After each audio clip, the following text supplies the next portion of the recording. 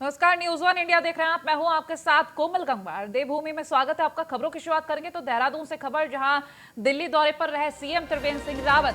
दिल्ली में हिमाद्री एम्पोरियम का उद्घाटन किया उन्होंने। बता दें, हिमाद्री एम्पोरियम से उत्तराखंड के उत्पादों को जो है यहाँ उनकी जानकारी मिलेगी। एम्पोरियम का उद्देश्य उत्तराखंड के हथकरघा और हस्तशिल्प उत्पादों का विकास, विपणन और विक्रय है। इस एम्पोरियम की स्थापना से सदन में आने वाले अतिथि और आगंतुक उत्तराखंड के विभिन्न उत्पादों से परिचित हो सकेंगे। बता दें, आत्मनिर्भर भारत के लिए शिल्पकारों और बुनकरों को प्रोत्साहित करना जरूरी है। हमारी पूरी कोशिश है कि उत्तराखंड और हथकरघा और हस्तशिल्प उत्पादों को अच्छी कीमत और मार्केट मिल सके। वहीं ऑनलाइन मार्केटिंग पर भी विशेष ध्यान दिया जा रहा है। तो दिल्ली दौरे पर रहे थे सीएम त्रिवेंद्र सिंह रावत। उन्होंने हिमाद्री एम्पोरियम का उद्घाटन किया। तस्वीरें उस वक्त क्या आपको दिखा रहे हैं।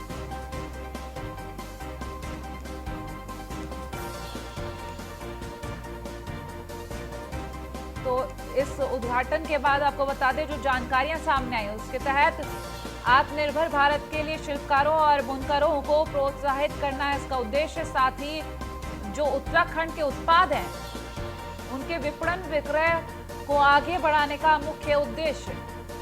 दिल्ली में हिमाद्री एम्पोरियम का उद्घाटन किया गया है सीएम त्रिवेंद्र सिंह रावत की तरफ से।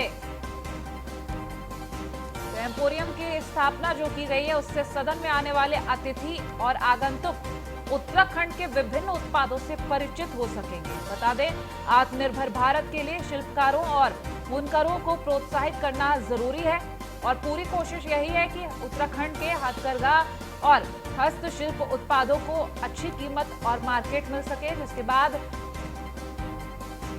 ऑनलाइन मार्केटिंग पर भी विशेष ध्यान दिया जा रहा है। बता दें, रेजिडेंट एडिटर फाइम तना इस वक्त हमारे साथ फोनलाइन पर जुड़ गए हैं अधिक जानकारी के लिए। फाइम, आपसे जानेंगे आज ये जो उद्घाटन किया गया है किस तरीके से फायदा मिलेगा और क्या क्या मुख्य उद्देश्य रहे। फाइम, मेरी आवाज मिल रही है आपको? शायद फाइम से यहाँ संपर्क टूट गया, लेकिन एक बार फिर से आपको ये जानकारी दे दें। हिमाद्री एम्पोरियम का उद्घाटन किया गया। दिल्ली आए थे सीएम त्रिवेंद्र सिंह रावत, जहां इस दौरे के दौरान उन्होंने एम्पोरियम का उद्घाटन तो किया ही, साथ ही जो मुख्य उद्देश्य बताया गया वो ये कि उत्तराखंड के जो उत्पाद हैं उनको विक्रय, विपणन, अच्छी मार्केट मिल सके और जो आगंतुक है सदन में उनको तमाम जानकारियां उत्पादन से रिलेटेड मिल सके। तो उत्तराखंड के उत्पादों की जानकारी हिमाद्री एम्पोरियम के जरिए मिलेगी। बता दें, बेहद अहम माना जा रहा है ये एम्पोरियम, क्योंकि आज इसका उद्घाटन जिस तरीके से किया गया, उत्तराखंड के जो भी उत्पाद हैं उनको बढ़ावा मिलेगा, उनका विक्रय, विपणन बढ़ेगा।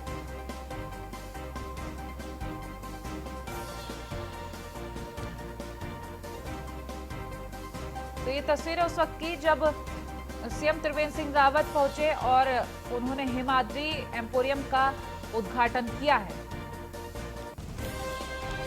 खास चीज ये कि इस जरिए उत्तराखंड के उत्पादों को बढ़ावा मिलेगा और लोग ज्यादा जान पाएंगे इन उत्पादों के बारे में।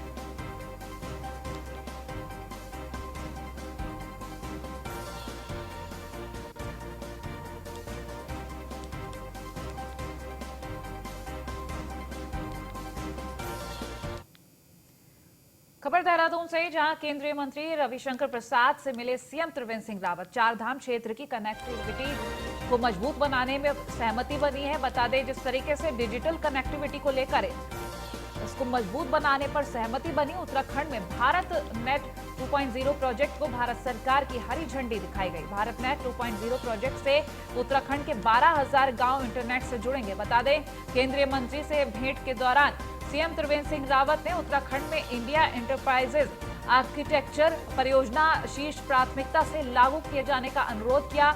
मुख्यमंत्री ने सैद्धांतिक रूप से स्वीकृत भारत नेट फेज 2 परियोजना के प्रशासनिक और वित्तीय अनुमोदन शीघ्र करने का भी आग्रह किया है।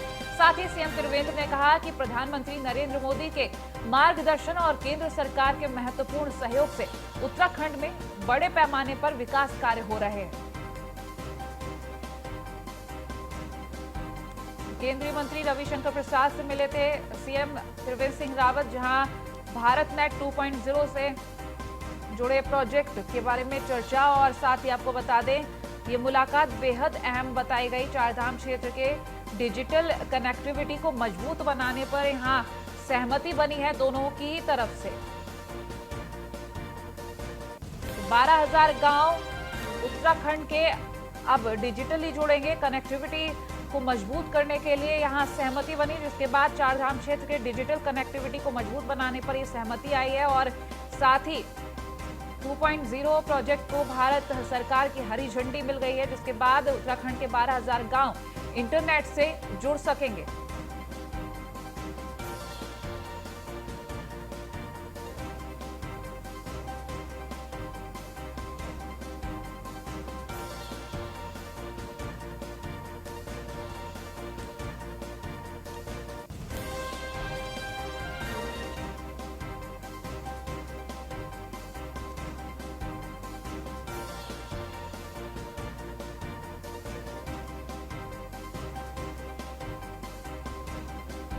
खबर ये देहरादून से, जहां केंद्रीय मंत्री रविशंकर प्रसाद से मिले हैं सीएम त्रिवेंद्र सिंह रावत, जहां कई फैसले लिए गए। मसूरी से खबर, जहां बीजेपी विधायक गणेश जोशी ने श्यामा प्रसाद मुखर्जी पार्क का निरीक्षण किया। इस दौरान बता दें, देहरादून विकास प्राधिकरण के उपाध्यक्ष रणवीर सिंह चौहान भी मौजूद रहे।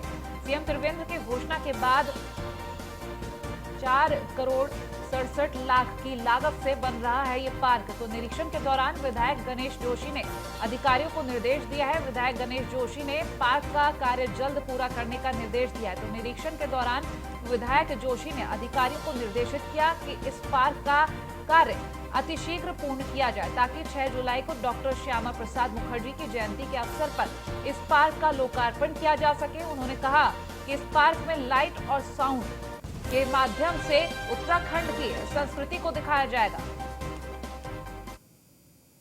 मेरा dream project Shyama Prasad Mukherjee park Rajpur में, उसका सौंदर्यीकरण हम करने जा रहे हैं लगभग 4 करोड़ 14 लाख की लागत से। और आज मैं साइट पर उसका निरीक्षण करने के लिए BC MDDA एक्सचेंज सारे अधिकारियों के साथ वहां पर गया था। उसको मार्च तक पूरा होना था, क्योंकि लॉकडाउन के कारण काम में थोड़ी ढिलाई हुई, काम पूरा नहीं हो पाया। लेकिन आज अधिकारियों को निर्देशित किया है कि जुलाई में उसका हम लोकार्पण करेंगे। वहाँ पर लाइट एंड साउंड शो भी दिखाया जाएगा, जिसमें गढ़वाल की संस्कृति दिखाई जाएगी। मेरा dream project Shyama Prasad Mukherjee park Rajpur में, उसका सौंदर्यीकरण हम करने जा रहे हैं लगभग 4 करोड़ 14 लाख की लागत से। और आज मैं साइट पर उसका निरीक्षण करने के लिए BC MDDA एक्सचेंज सारे अधिकारियों के साथ वहां पर गया था। उसको मार्च तक पूरा होना था, क्योंकि लॉकडाउन के कारण काम में थोड़ी ढिलाई हुई, काम पूरा नहीं हो पाया। लेकिन आज अधिकारियों को निर्देशित किया है कि जुलाई में उसका हम लोकार्पण करेंगे। वहाँ पर लाइट एंड साउंड शो भी दिखाया जाएगा, जिसमें गढ़वाल की संस्कृति दिखाई जाएगी। संवाददाता सुनील सोनकर हमारे साथ फोन लाइन पर जुड़ गए हैं अधिक जानकारी के लिए। सुनील, आज जिस तरीके से ये पार्क का निरीक्षण किया गया, क्या कुछ सामने आया? देखिए, श्यामा प्रसाद मुखर्जी का पार्क है जो राजपुर स्थित में बनाया जा रहा है और ये करीब 4.25 करोड़ की लागत से तैयार होना है और अपने आप में काफी अद्भुत ये पार्क है। और क्योंकि ये लॉकडाउन से पहले इसको लेकर पूरा कार्य शुरू किया गया था, परंतु लॉकडाउन में इसका काम रोक दिया गया था। और ऐसे में विधायक गणेश जोशी ने आज मसूरी देहरादून विकास प्राधिकरण के जो अधिकारी हैं उनके साथ यहाँ पर निरीक्षण करा। BC जो विकास प्राधिकरण के हैं वो यहाँ पर मौजूद थे और उन्होंने बताया कि जल्द इस पार्क का काम पूरा कराया जाए और जुलाई माह में इसका लोकार्पण करना है। और इसमें काफी खास बात ये होगी कि इसमें अद्भुत लाइटें लगाई जाएगी और जो गाने के साथ वो लाइटें अपना आप नाचेगी। तो काफी सुंदर ये पार्क बनाया जा रहा है और क्षेत्र के लोगों के लिए भी ये काफी अच्छा माना जा रहा है। जी ठीक है, चलिए, बहुत शुक्रिया तमाम जानकारी हम तक पहुंचाने के लिए।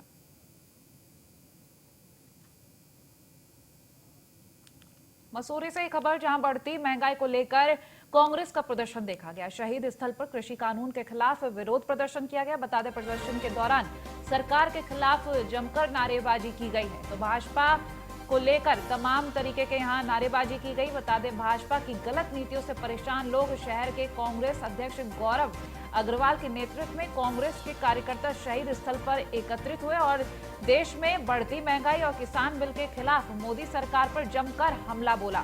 कांग्रेस अध्यक्ष गौरव अग्रवाल ने कहा कि आज महंगाई की मार से लोग परेशान हैं। गैस सिलेंडर 800 रुपए के पार पहुंच चुका है, वहीं पेट्रोल डीजल 100 रुपए को पार कर गए हैं, जिससे लोग काफी ज्यादा परेशान हैं।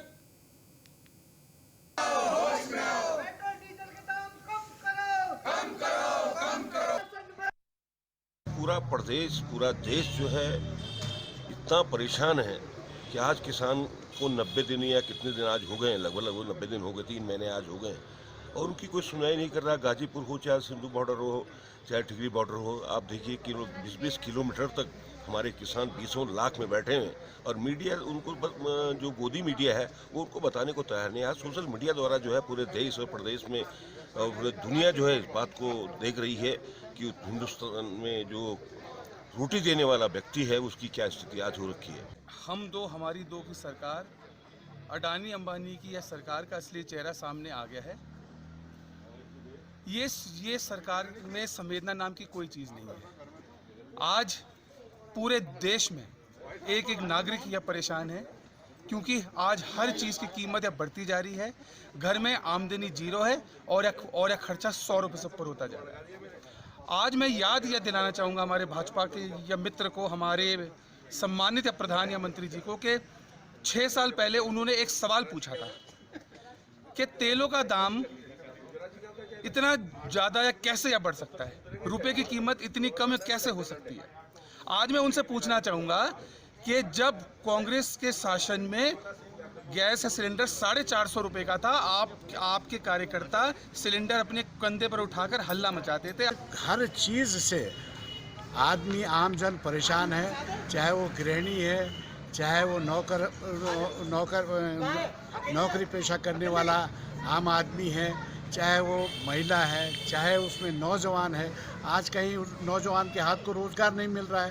तो ये महंगाई की मार, एक तरफ किसानों के ऊपर इतना अत्याचार हो रहा है, जो किसान का जो कानून बना है काला कानून, उसको वापस लेने में सरकार को कितनी परेशानी हो रही है, शायद जिससे अंदाज़ा लगा सकते हैं। आज 3 महीना उन किसानों को हो गया है।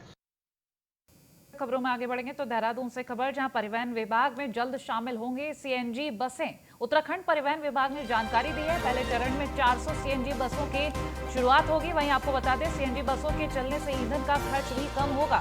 तो पेट्रोल डीजल की बढ़ती कीमतों को लेकर ये फैसला लिया गया है। जिस तरीके से पेट्रोल डीजल के दाम बढ़ रहे हैं, उसके चलते ये बड़ा फैसला लिया गया है। तो 400 सीएनजी बसों की शुरुआत होगी पहले चरण में। परिवहन विभाग में जल्द ही ये बसें शामिल होने जा रही हैं।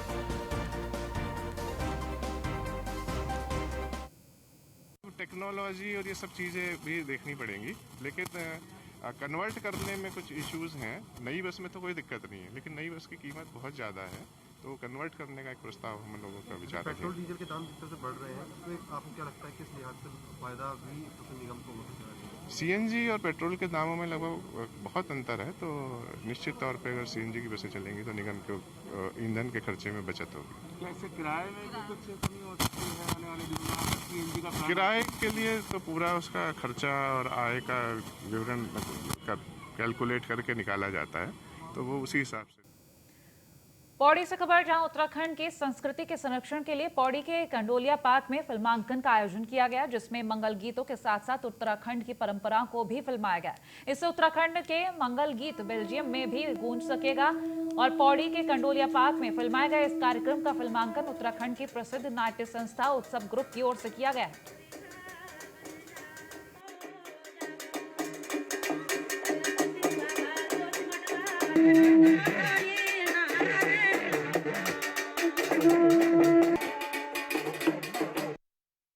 मुंबई स्थित एक संस्था है बनियान ट्री, जिनका काम है कि भारतवर्ष के राज्यों में जो लोक संस्कृति से जुड़ी हुई जितनी चीजें हैं, परंपराएं हैं, लोकगीत हैं, लोक नृत्य हैं, लोक शैलियां हैं और परंपरागत जो आर्ट है, खासतौर से वो आर्ट जो अब विलुप्त के कगार पे है, तो इस संस्था ने उस आर्ट को, उन पूरी कलाओं को संरक्षण करने के क्रम में राष्ट्रीय और अंतर्राष्ट्रीय स्तर पर प्रदर्शन के कार्यक्रम किए हैं और हम लोग पिछले 20 वर्षों से इस संस्था से जुड़े हुए हैं और उत्तराखंड की जो परंपरागत जो लोक कलाएं हैं, परंपरागत जागर हैं, मांगल हैं, विवाह के गीत हैं, संस्कारों के गीत हैं और ऐसे गीत जो अक्सर अब कम सुनाई देते हैं, हम उन पर शोध करके, उनका प्रदर्शन करके, उनका गायन करके इस संस्था के मंच पर गाते हैं। और मुंबई की एक संस्था बनियन ट्री है, उसकी ओर से ये प्रोग्राम किया जा रहा है और ये जो शो जो प्रसारित होगा ये बेल्जियम के एक समारोह में होगा और बहुत खुशी की बात है कि हम जो गढ़वाली संस्कृति के लिए जो कलाकार काम कर रहे हैं वो इतने बड़े मंच तक जा रहे हैं और इसमें आप देख सकते हैं काफ़ी युवा भी काम कर रहे हैं। तो मेरी सभी युवाओं से भी ये अपील रहेगी कि वो अपने गढ़वाली संस्कृति से जुड़े और जो गढ़वाली की जो परंपराएं हैं, जो मांगल गीत वगैरह हैं, उनमें अपनी रुचि दिखाएं और इस प्रकार की जो कार्यक्रम होते हैं। और खबर चमोली से, जब भालुओं ने युवक पर जानलेवा हमला किया है। मवेशियों के साथ घर लौट रहा था ये युवक, जहां युवक की चीख पुकार सुनकर ग्रामीणों ने उसकी जान बचाई। नियमानुसार घायल को मुआवजा दिया जाएगा, तो वन क्षेत्र अधिकारी का कहना। और साथ ही आपको ये बता दें, चमोली के नारायण बागड़ ब्लॉक के कोठा गांव में बकरी चराकर लौट रहे युवक और बकरियों पर 2 भालुओं ने अचानक हमला कर दिया था। युवक की चीख सुनकर आसपास के चरवाहों ने पहुंचकर युवक की जान बचाई। ग्रामीणों की मदद से घायल युवक को अस्पताल में फिलहाल भर्ती कराया गया है। वन क्षेत्र अधिकारी जुगल किशोर चौहान ने कहा है कि वन कर्मियों को घटनास्थल पर स्थिति का जायजा लेने भेज दिया गया है और वन विभाग के नियमानुसार घायल को मुआवजा भी दिया जाएगा। जब इस घटना की जानकारी हमको लगी कि कोठा गांव में संजय पुरोहित जी, सन ऑफ चंद्रमणि जी, इन पे भालू ने हमला किया है, तो यहाँ पे तत्काल हॉस्पिटल में हम यहाँ पे पहुँचे और यहाँ पे रेंजर साहब को फ़ोन किया, शासन प्रशासन को फ़ोन किया और हम ये चाहते हैं कि भाई इनके जो भी इनको आर्थिक नुकसान, जो इनको नुकसान हुआ है, वन विभाग इनके नुकसान की पूर्ति करे और ऐसी घटनाएं जो हो रही हैं उन पे लगाम लगे। जंगल में था, बकरियों के साथ हमला किया, क्या हुआ? अचानक आया वो सामने। क्या हुआ उसके बाद? उसके बाद उसने मेरे को झपट करके झाड़ी के अंदर ले गया। सर मैं गायों के साथ जंगल में था, इससे काफ़ी दूरी पे था मैं। जब यहाँ जंगल में हल्ला मचाई इन लोगों ने तो मैं गायें छोड़ के उधर भागा। हल्ला गुल्ला करने के बाद भालू भागा, उसने 10-12 बकरियाँ फाड़ दी थी और उसके बाद इस पर झपटा हुआ था। तो उसके बाद हम लोगों ने काफ़ी हल्ला किया तो भालू भागा। बड़े ऋषिकेश से खबर, जहां जंगलों को आग से बचाने के लिए वनकर्मी तत्पर हैं। बता दें, वन विभाग कर्मियों के ग्रामीणों के साथ गोष्ठी की गई, जहां बता दें कर्मचारियों में सुरक्षा उपकरणों की किट वितरित की गई है। तो उपलब्ध कराए जा रहे उपकरण पर्याप्त नहीं है, वन कर्मचारियों का कहना। और साथ ही उत्तराखंड के ऋषिकेश में वन विभाग गर्मी शुरू होने से पहले ही जंगलों और ग्रामीण क्षेत्रों को आग के प्रकोप से बचाने के प्रयास में जुट गया है। इसके लिए राजाजी टाइगर रिजर्व पार्क के अंतर्गत वन विभाग के ग्रामीणों के साथ बातचीत की गई। पड़ेगा क्योंकि हमारे पास फायर बाचर होते हैं और क्रू स्टेशन बना रखे हैं। इसके अलावा 5-5 बंदे हमको क्रू विलेज प्रोटेक्शन फोर्स के तहत मिल रहे हैं। तो 10 गांव हैं हमारे पास, तो वो भी हमारा सहयोग करेंगे। 5 वो हो गए, 5 हमारे क्रू स्टेशन हैं। तो स्टाफ भी गाँव में लगा रहा था, गाँव से पूरा समर्थन मिलता है। अगर कहीं आग लगती है तो बताएंगे वो, और खुद भी कुछ। तो फिलहाल बुलेटिन में इतना ही। देखते रहिए न्यूज़ 1 इंडिया। नमस्कार।